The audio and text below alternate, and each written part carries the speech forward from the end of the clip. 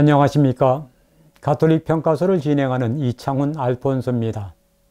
한가위 연휴로 가톨릭 신문과 평화신문이 휴관하는 바람에 가톨릭 평가소도 쉬게 되어 2주 만에 다시 여러분을 뵙게 됐습니다.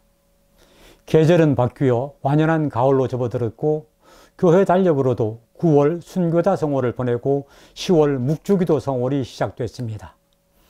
연중 제27주일이자 군인주일인 10월 3일자 가톨릭 신문과 가톨릭 평화신문을 중심으로 하는 가톨릭 평가소는 군인주일과 관련한 소식으로 시작합니다.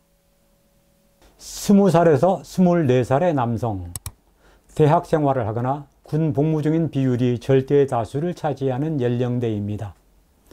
지난해 20살에서 24살 사이의 젊은 남녀 가운데 천주교에서 세례를 받은 사람은 모두 3,078명입니다.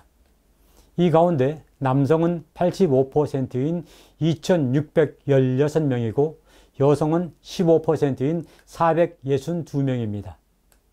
그런데 이 세례자들 가운데 군에서 곧 군종교구에서 세례를 받은 사람을 제외하면 지난해 세례를 받은 20살에서 24살 사이의 남성은 212명에 불과합니다. 말하자면 20대 초반의 젊은 남성 신자의 절대적인 다수가 군에서 세례를 받은 셈이지요. 교회가 군을 선교의 황금어장이라고 부르는 이유가 바로 여기에 있습니다. 교회 달력으로 10월 첫째 주일인 10월 3일은 선교의 황금어장인 군에서 복무하는 군인들과 군 사목자들을 위해 특별히 기도하고 후원하는 군인주일입니다. 특히 군인주일에 내는 신자들의 2차 헌금은 군 사목을 전담하는 군종교구 전체 살림의 90%를 차지한다고 합니다. 군종교구장 서상범 주교는 군인주일 담화를 통해서 오랜 기간 군종교구에서 사목해왔지만 지금처럼 군 사목 여건이 힘든 경우는 처음이라면서 신자들의 도움을 간곡히 호소했습니다. 국방의 의무를 다하기 위해 군에서 복무하는 젊은이들은 우리의 자녀이고 손주이고 조카이며 동생들입니다. 군인들 그리고 이들에게 헌신하는 군종교구를 위한 신자들의 기도와 후원이 절실합니다. 다음 소식입니다. 한국천주교회의 첫 순교자들인 윤지충 바오로와 권상현 야고보 그리고 윤지충의 동생으로 신유박해 순교자인 윤지연 프란치스코 이 세 복자의 유해가 발굴됐다는 소식을 이미 전해드린 바 있습니다. 이 세 순교 복자의 유해가 처음 발굴된 바우베게에서 1km쯤 떨어진 초남이 성지의 교리당에 정식으로 안치됐습니다. 전북 완주군 이서면 남계리 초남마을에 있는 초남이 성지는 호남의 사도라고 불리는 1801년 신유박해 순교자 유한검 아우구스티노 복자의 생가터에 조성된 성지이지요. 초남의 성지는 이제 유한검 복자의 생가터라는 교회 사적지로서 뿐만 아니라 한국교회 첫 순교자들의 유해를 모신 묘역으로서도 새롭게 자리매김하는 성지가 됐습니다. 2021년 순교자 성월을 마무리하는 한국교회에 주어진 은총의 선물입니다. 9월 순교자 성월을 보내면서 한편으로 이런 생각을 해봤습니다. 순교자들의 후손인 우리가 오늘의 우리 사회에서 구현해야 할 가장 중요한 가치는 무엇일까 하고 말입니다. 순전히 개인적인 의견입니다만 그것은 바로 공정과 진실이 아닐까 생각합니다. 요즘 우리 사회에서 벌어지는 여러 모습을 보면 더더욱 그런 생각이 듭니다. 그래서 내일의 주역이 될 청년들에게 특별히 미안한 마음입니다.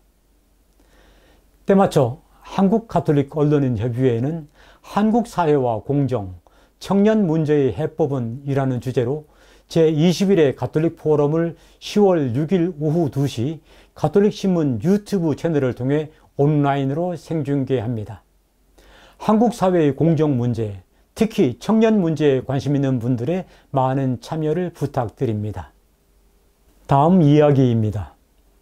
여러분 혹시 날개 달린 천사 어떻게 생각하십니까? 상상 속에 지어낸 허구인가요? 아니면 천사는 실제로 존재할까요? 교회 달력으로 9월 29일은 미카엘, 라파엘, 가브리엘 대천사 축일입니다. 또 10월 2일은 수호천사 기념일이기도 합니다. 개인마다 그 사람을 보호하는 천사가 있는데 이를 수호천사라고 부르지요. 아니 웬 잠꼬대 같은 천사 이야기냐 하고 말씀하실 분이 계실지 모릅니다만 교회 달력에도 나와 있듯이 가톨릭 교회는 성경과 교회의 전승을 토대로 천사의 존재를 인정합니다. 성화나 조각 작품에는 날개 달린 천사 혹은 귀여운 꼬마 천사의 모습을 쉽게 볼 수 있습니다. 그렇지만 천사는 눈으로 볼 수 있는 존재가 아닙니다. 가톨릭 교회는 천사가 하느님에 의해 창조된 피조물이지만 육체가 있는 존재가 아니라 순수한 영적 존재라고 가르치기 때문입니다. 그런데 천사라는 말에서 알 수 있듯이 천사는 하느님의 사절, 곧 하느님의 전령 역할을 하는 영적인 존재이지요. 천사가 하느님의 사절, 하느님의 전령 역할을 한다는 것은 바로 천사가 인류 구원을 위한 하느님의 계획에 봉사한다는 것을 의미합니다. 21세기 첨단 과학 시대에 천사를 이야기한다는 것은 허무맹랑한 소리처럼 들리기 쉽습니다. 실제로 옛날에는 천사의 도움이라고 여겼던 것들이 오늘날에는 과학적으로 충분히 설명할 수 있고 검증 가능한 부분도 많습니다. 따라서 교회가 성경과 전승을 바탕으로 천사의 존재를 인정한다고 해서 성경에 나오는 천사 이야기를 글자 그대로만 믿는 것은 또 다른 오류를 낳을 수 있습니다. 천사의 존재를 인정한다는 것은 하느님의 구원 계획에 협력하는 영적인 존재가 있다는 것을, 곧 우리를 도와서 하느님께 인도해주는 하느님의 전령이, 하느님의 사자가 존재한다는 것을 믿는 것입니다.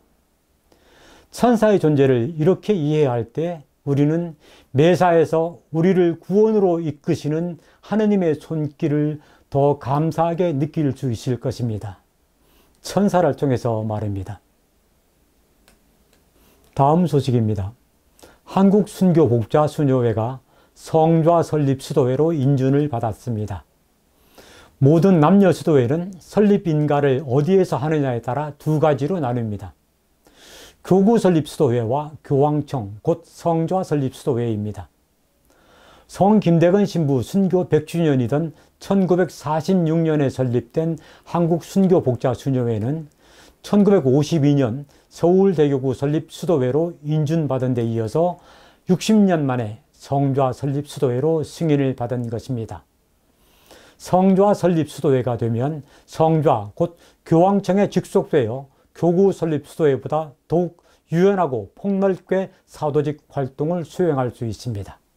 한국순교복자수녀회는 현재 종신서원자 489명을 포함해 모두 558명의 회원이 있으며 국내 16개 교구 100개 공동체와 해외에는 11개 나라에 19개 공동체가 있습니다.